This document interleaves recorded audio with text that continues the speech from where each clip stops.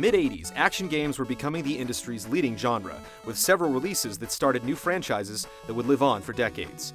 Most of them involved laying on the lead until everyone who wasn't you was dead. Subtlety was not in a player's vocabulary.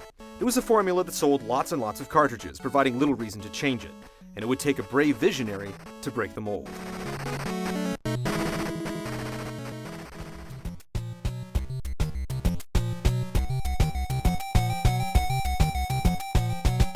"23-year-old Hideo Kojima joined the MSX division of Konami in 1986. With his limited knowledge of programming, he was not the most adept employee. Kojima assistant-directed Penguin Adventure, the rousing sequel to 1983's Antarctic Adventure. He also wrote and directed an action platformer he dubbed Lost World, a title that combined the words war and world. Like many of Hideo's early ideas, World was tossed out by his superiors. Kojima's last chance to save his job was a war-inspired shoot-'em-up for the MSX2, the same computer line that introduced Konami's Bomberman in 1983. His pitch was initially hard for Konami executives to get excited about. Instead of having gamers charge forward, guns blazing, the game would encourage them to hide. It felt backwards, but Konami gambled on Kojima's vision and released Metal Gear on July 12, 1987.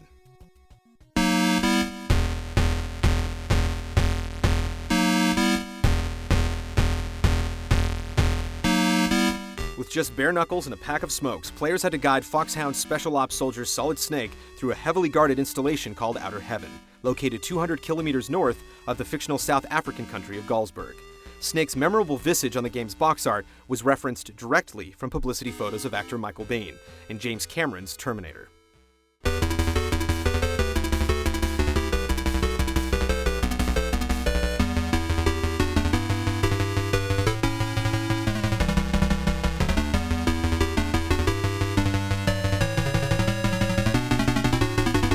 Snake's mission was named Operation Intrude N313, following N312, an earlier botched attempt to infiltrate the compound by an operative known as Gray Fox. Gray's last communication contained only 2 words: Metal Gear. Taking commands from an officer called Big Boss, Snake had to break in, rescue Fox and other hostages, and uncover Outer Heaven's secret project.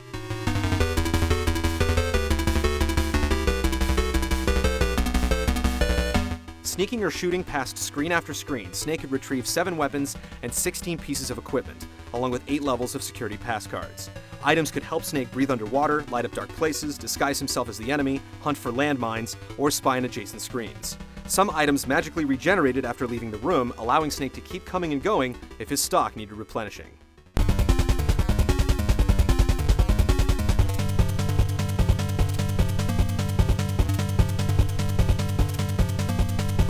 Unfortunately, the guards regenerated as well. If players navigated outside of an insurgent's direct line of sight, they could conserve ammunition. Gas-filled corridors, security cameras, breakaway traps, hidden doorways, electric floors, and infrared lasers also served as deterrents. And if an alarm was triggered, the base's defenses would rush the area. 1 exclamation mark above a guard's head meant you could slip away to safety on another screen, but if they flashed 2, you had to escape to another floor or clear the opposition. Bosses, on the other hand, like Shotmaker, Machine Gun Kid, Fire Trooper, and Dirty Duck, were unavoidable adversaries. Hostages relayed tips and useful intel once you untied them, and releasing 5 boosted your rank or class, increasing your maximum health and allowing you to carry more ammo. Discovering Gray Fox gave Snake his real objective: stopping Metal Gear. The walking tank was capable of launching a nuclear assault from any position on the planet, and it was moments away from becoming operational.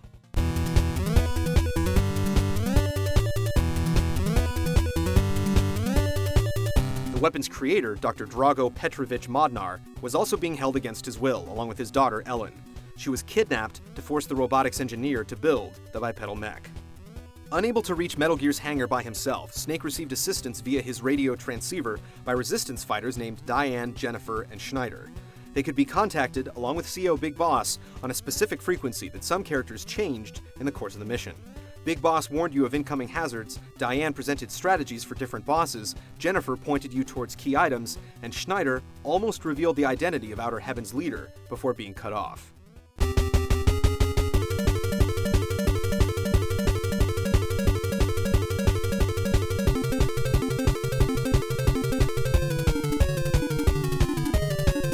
Against all odds, Snake survived to face off against Metal Gear, using a strategy suggested by Dr. Petrovich. The tank's destruction began the base's self-destruct sequence, but the exit was blocked. Unmasking himself as the mastermind behind Outer Heaven, Big Boss appeared in person and confronted Snake. The boss planned to use Snake to keep US officials misinformed, in hopes the rookie would quickly fall into enemy hands. After a few strategically placed rockets, Snake proved he was up to the task. As the clock ticked down, the seemingly innocuous pack of cigarettes could be smoked to buy the player more time. Big Boss was beaten, Metal Gear was disabled, and Outer Heaven went up in smoke as Snake escaped on foot.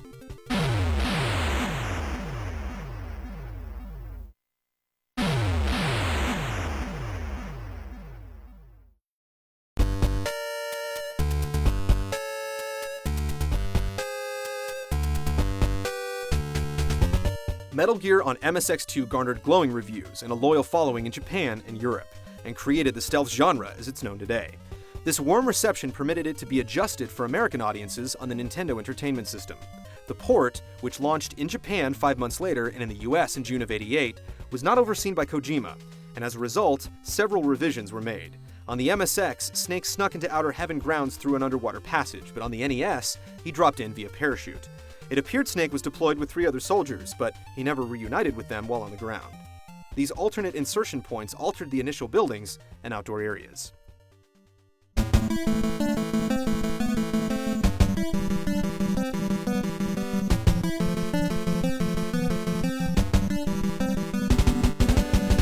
The standoff with the Hind D helicopter was removed and twin turret gunners were put in its place.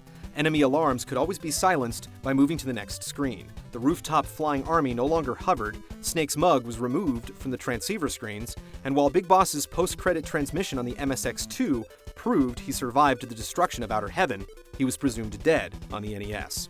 The climactic battle with Metal Gear was also stripped away, instead forcing Snake to bomb a supercomputer that controlled the mega weapon's functions.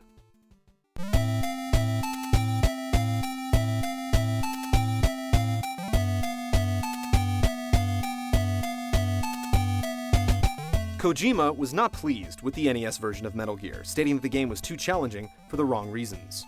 English-speaking gamers also cited numerous spelling snafus, 2 occurring within minutes of starting up the game. Broken grammar and developer concerns had no effect on sales, however, as Metal Gear sold over 1 million copies in North America.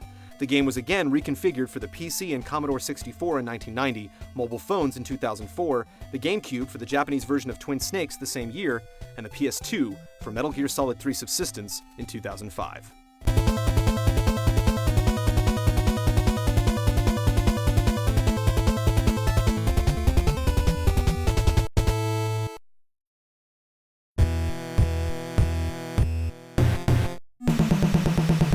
Kojima's sneaky idea was a hit on both coasts, but the NES won the popularity contest. Ultra Games, the same publisher responsible for Skate or Die and Teenage Mutant Ninja Turtles, got the go-ahead to create an NES-exclusive sequel to Metal Gear. Having never thought of a sequel to his breakout game, Hideo Kojima was again not involved in the development process. Snake not only came back in 1990, he sought revenge.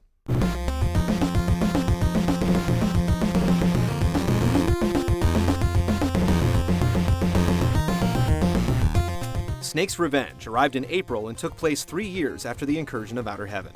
A hostile nation that was never disclosed had apparently received the plans for Metal Gear and was mass-producing the WMDs. Operation 747 sent Snake, along with operatives John Turner and Nick Meyer, to again destroy all traces of the secret project. Without Big Boss to back him up, Snake stayed in contact with an unnamed helicopter pilot and returning double agent Jennifer.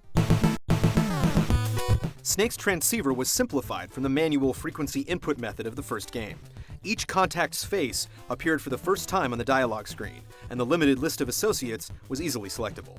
The radio also had a functioning radar that detected an ally's transmission, but the feature was only required a few times during the course of the mission.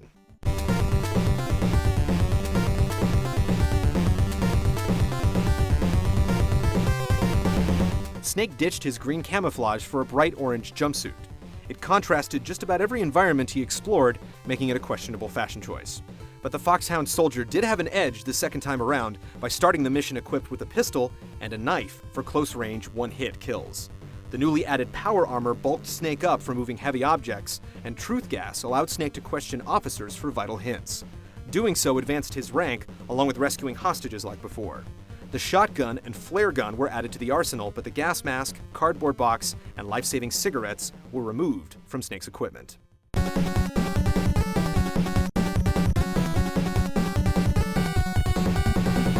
The most glaring change in gameplay was the inclusion of underground, side-scrolling levels, similar to the view the original game had when using an elevator. These gave Snake the ability to duck and crawl, but most fans wished they hadn't been included. Given that the draw of Metal Gear was finding ways to avoid confrontation, these areas didn't fit the franchise because they forced you to take out every soldier in your path. While the game was riddled with these frustrating interludes, the sequel's environmental diversity was a clear improvement. The road to Metal Gear 2 cut through a forest, a cargo ship, a moving train, a desert base, military buildings connected by a trolley, and a fortified castle. The ready and waiting bosses included a scrimmage line of armored football players, a trio of grenadiers, a bridge-defending tank, and your supposed comrade, John.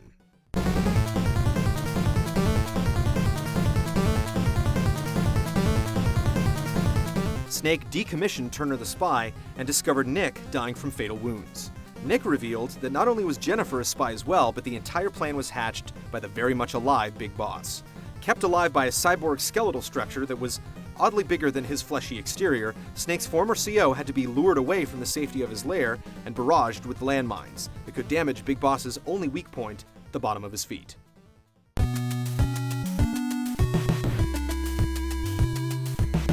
Despite her traitorous actions, Snake rescued Jennifer, who pointed him in the direction of Metal Gear 2. Cut off from the machine, Snake had to reroute guided missiles through an air duct, with the launch clock rapidly ticking down.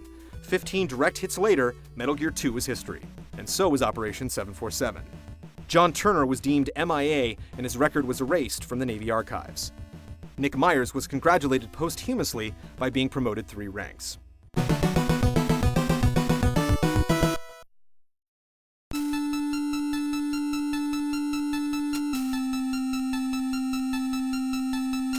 Snake's Revenge was, for all US gamers knew, the sequel to 1987's Metal Gear. It had more areas, more weapons, and was a longer operation overall. But even the crew working on it didn't consider it a true continuation of Kojima's groundbreaking work. They were just building on a great idea. In the late 80s, Kojima wrote and directed a cyberpunk adventure called Snatcher, and had put Metal Gear behind him when he bumped into a Snake's Revenge developer on a train in Tokyo. With the eager fans' encouragement, Kojima agreed to continue the series, and the very next day was working on Snake's official return.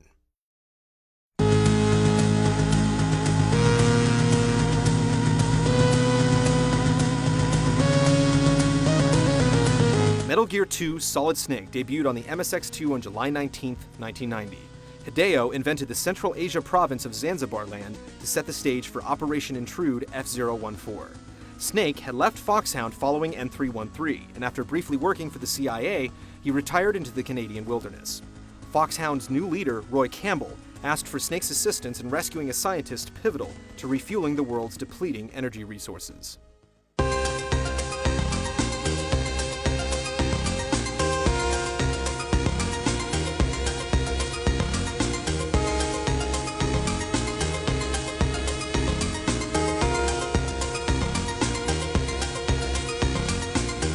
Target, Dr. Keo Marv, went missing after bioengineering a remarkable type of algae called oilix that made more gas for less green.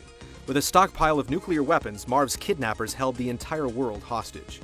Snake's backup intel was provided by Campbell, survival trainer McDonnell Miller, mercenary strategist George Kassler, undercover CIA agent Holly White, Dr. Marv's bodyguard Natasha Markova, later changed to Gustava Hefner, and animal expert Josef Norden, who eventually became known as Johan Jacobsen.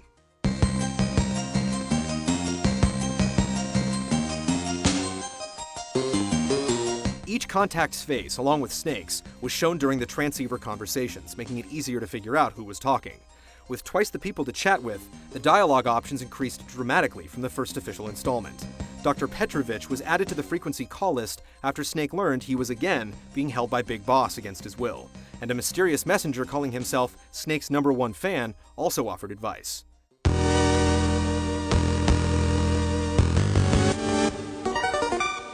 Sneaking around was much more challenging, as guards gained a 45-degree field of vision and the ability to turn their heads sideways or diagonally.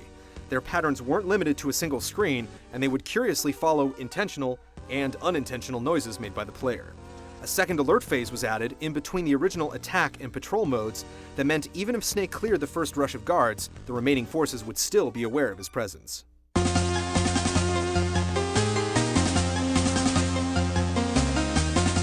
Snake could still outsmart them by crawling through certain areas like fences, tanks, desks, and air ducts.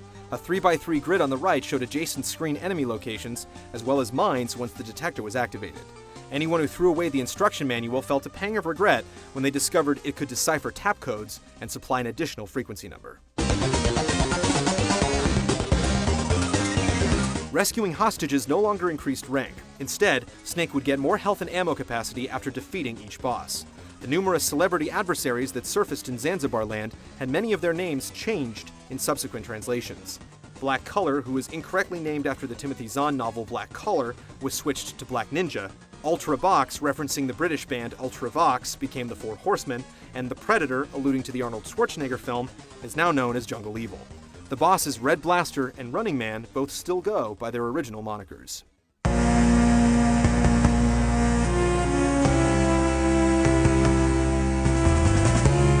Black Color, or Ninja, turned out to be Schneider from the first Metal Gear, and now had a first name, Kyle. After being captured, tortured, drugged, and run through a secret NASA project, Kyle joined the organization he originally opposed.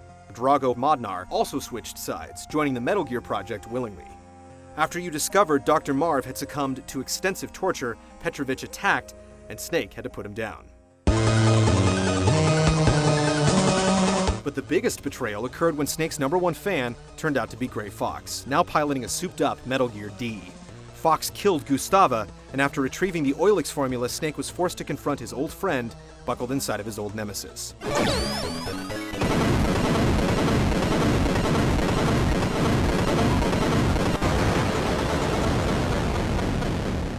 Destroying Metal Gear D caught Snake's supplies on fire, and he was left with only his 2 fists and martial arts experience to defeat Gray Fox in the middle of a live minefield.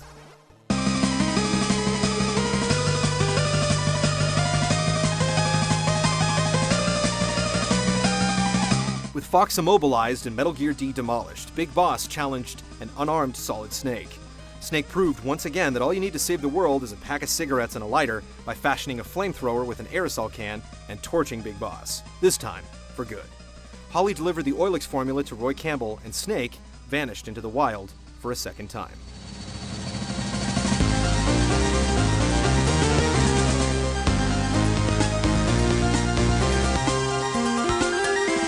Metal Gear 2 Solid Snake usurped Snake's Revenge as the definitive follow-up to the MSX NES original, despite the game only being released in Japan. It was eventually ported to mobile phones in 2004 and finally landed stateside in 2006 as a part of Metal Gear Solid 3's subsistence.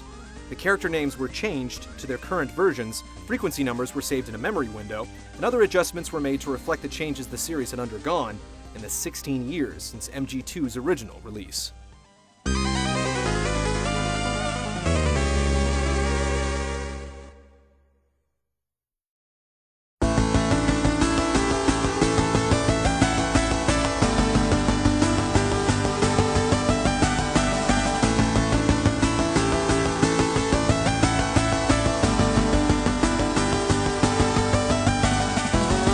Whatever version gamers ended up playing, it was clear they were experiencing something different. Metal Gear proved the games didn't have to be rushed, and that level of patience was something fans would have to get used to in the sequels to follow.